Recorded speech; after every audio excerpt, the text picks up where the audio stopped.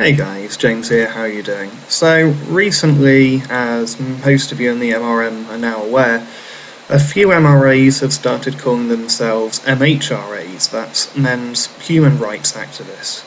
Now, personally, I won't be taking the H myself, at least for the foreseeable future, but I'm hoping to be able to add a bit of clarity to the situation, and there are some good points on both sides of the debate which I think need addressing. Most of the problem comes down to simple misunderstanding and miscommunication. Now, I'll be linking to a couple of videos down below, one to Johntheother, who's in favour of including the H, and the other by Pony Slay Station, who's against it. So firstly, I'm going to briefly go over why the decision was made from what I've been able to gather from the people involved.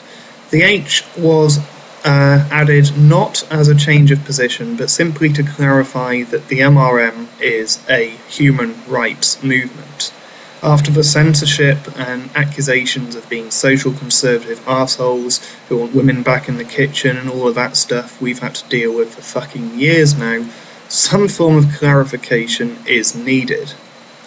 It also signifies that we're inclusive, that we will accept people into the movement regardless of their sex, orientation or race. But this isn't to say that the movement will change to accommodate other people and to accommodate these people. In other words, you're more than welcome to come into our house, but you don't get to come in here and then demand that we do things your way. Now, that is it. Nobody is forcing anybody else to take the label, and if they don't want it, and that's fine. Nobody's going to be outcast from the community for simply not taking the label. Now, my concerns are, firstly, if this is confusing for the people actively involved in the movement, how fucking confusing is this going to be for people outside the movement? And secondly, I just really don't think it's necessary. Our popularity has exploded over the last year or so, and I see this continuing to happen for the foreseeable future, and there's far better solutions than to rename what we're doing. Now, addressing HTArcade. Telling people to down-thumb anybody who refers to themselves as an MHRA, regardless of the quality of their content, regardless of everything else was spot on, perfectly accurate. Are you fucking serious? I mean, by all means, don't take the label and encourage other people not to as well. I'm not taking it myself. But to tell people to down-thumb videos because of one fucking letter, come on dude, you're better than that. Now, also, a few people have expressed concern towards the document Dean Esme and others are working on, including myself. The concerns are that it will add dogma to the men's rights movement, and that it's designed to alienate people who have differing opinions. Now, nothing could be further from the truth. There really is no need to panic. I'll read some of the document out, and if you really want to see the documents for yourselves, then email Dean and he'll send you a copy of the link, and I'm sure there's other people who will be willing to offer a copy of the link as well. But yeah, here goes. So, important note, the final round of comments on this article will be incorporated by January the 25th, 2013. Well, it's actually running a little bit late now, but I imagine it will be up in the next month or so. It is fully expected that this document will not satisfy everybody. As a reminder, it is meant to be used by any group or person who wishes to use it, who will also be free to modify it as they wish for their own purposes, adding or removing anything they like or don't like for their own group, project or individual activities. It is not, and never will be, the definitive MRA document. Such a document probably cannot exist. In any case, please get any comments in by no later than the end of this week. Well, we can keep commenting now. It is running a bit late. Another note, while there has been some disagreement, I hope all involved will notice just how remarkably non-contentious most of this is. The notion that there is a general consensus seems to be valid, even if on the finer points there remains disagreement, which is probably healthy, which I completely agree with. Doesn't seem dogmatic at all so far. I'm going to paraphrase some of the other bits in it now, because this video would be about 20 minutes long if I was to read all of it.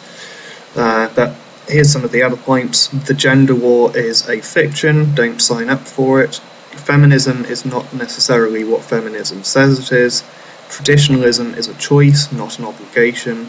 Misandry is real and pernicious. Empowered women are helpful, not helpless.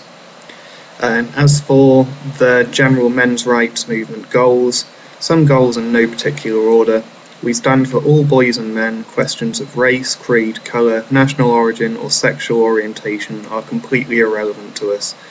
This is non-negotiable. We are a movement for the needs and interests of all men and boys everywhere, seeking no more, no less than legal equality and or genuine equality under the law. We are a human rights movement, and as such, concepts of universal human rights are a part of that movement. Our focus is on men and boys because we believe men and boys are in particular need of help at this moment in our history. Now, reproductive freedom. DNA testing to establish paternity and for other health reasons should be standard with all births. Prosecution of false paternity suits when they are brought to the attention of the justice system. Then we've got fair sentencing, fostering the emergence of new cultural narrative where all men and women are encouraged to live their lives as they see fit, without preferential treatment, and whilst also being expected to bear the responsibility of their personal choices. Default shared parenting and custody where legal parental surrender not exercised. Fraudulent accusations of rape or domestic violence, when they can be clearly distinguished from mistaken, erroneous accusations, must be subject to strict penalty under law. Standards for what constitutes illegal violence, domestic, sexual or otherwise, should not be discriminated on account of sex or such things as size or weight. Violence is violence, assault is assault, sexual assault is sexual assault. If government spends money on health and health research, it should be appointed equally towards men and women's health needs. Abolish medically unnecessary genital mutilation or surgery. If a person wishes to have their genitals altered, they must make this decision when they become legal adults. Now, if you don't have to agree with all of it, it's just a list of views where there seems to be a common consensus. Again, how often are attack videos made towards us saying that we just hate women and we want to take away their rights? Wouldn't it be nice if we actually had something to point to and say, well, no, here are the common views within the MRM. Here's where here's where most of the common ground lies. Now, one final thing I'd like to mention is about the inclusion of gay rights within the MRM. Personally, I think that this is a really good idea. A few people have commented that whilst they fully support gay rights, they don't think it should be part of the MRM as there are already gay rights groups out there.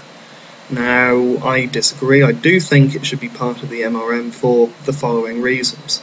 So, here's a Venn diagram. It's pretty simple.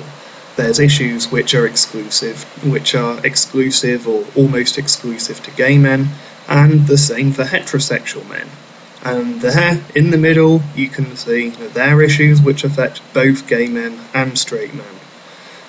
But they are both men. Heterosexual men and gay men are both men. Now, if we as a community are to ignore issues that predominantly affect gay men, how is that qualitatively different from an activist point of view to say predominantly heterosexual issues such as paternity fraud or American men's issues such as the draft? We're here to support the rights of men. So, of course, gay men are more likely to commit suicide or become victims of many other forms of violence. Now, I can't remember the statistics off the top of my head right now, but if we are, for example, to say that 80% of suicides are men, and then not deal with the factors influencing gay suicide, then we're going to have to factor out the suicides which are influenced by those factors and say, well, 70% of men. Now, this is clearly ridiculous. Gay men are men, and as a movement, we should be supporting the issues which affect them. Finally, dealing with the idea that, well, there's already gay rights activists out there.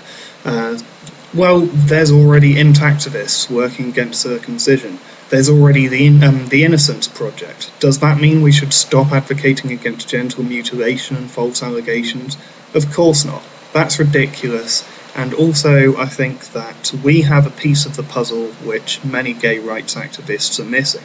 And we will have valuable input to say regarding the prescriptive roles enforced on men in today's society. So, what about lesbian rights? Should we be advocating for them?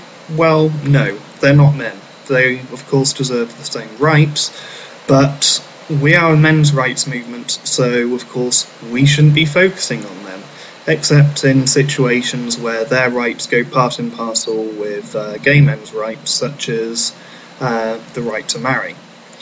Now, if you don't want to talk about gay issues, then don't fucking talk about gay issues. If you don't want to read about gay issues, then don't read about them.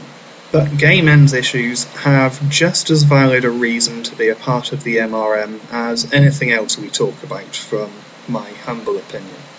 Anyway, that's about all I've got to say. Until next time, comment, rate, subscribe, and I'll see you soon. Ciao for now.